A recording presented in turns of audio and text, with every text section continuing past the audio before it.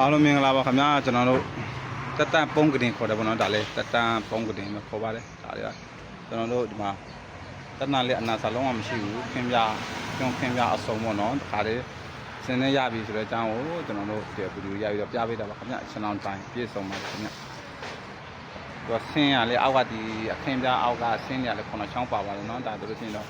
ကျွန်းခင်ဗျာပြည့်စုံပါခင်ဗျာအထက်သားလည်းလုံးဝမပါဘူးကျွန်းစစ်စစ်ကိုလောက်ထားတယ်နောက်ကြောတွေပါတယ်လို့ရှိရင်နောက်ကြောတွေလည်းရှင်းရနော်ဒါပုံးလေးဒီမှာပုံးပါတယ်နောက်ကြောဆိုလို့ရှိရင်နောက်ကြောမှာရှင်းတယ်ပေါ့နော်ရှင်းလေးပဲဆက်သားလုံးမပါဘူးနော်နောက်မှာတော့ရွတ်လာတယ်မမယ်ဆိုရင်အစင်းနဲ့ရပြီလို့ဒါလေးဂျန်နက်ကတင်ရရှိပါတယ်ဗမာကတင်တို့ငကားကတင်တို့တက်တန်ကတင်အစုံရှိတယ်ပေါ့နော်မမယ်ဆိုလို့ရှိရင်အစင်းနဲ့ရပြီဆိုတဲ့အကြောင်းပြောချင်တာပေါ့ဗျာကျွန်တော်တိုင်းရပါဗျာဒါတော့ကျွန်တော်တော့ပြည့်စုံပါတယ်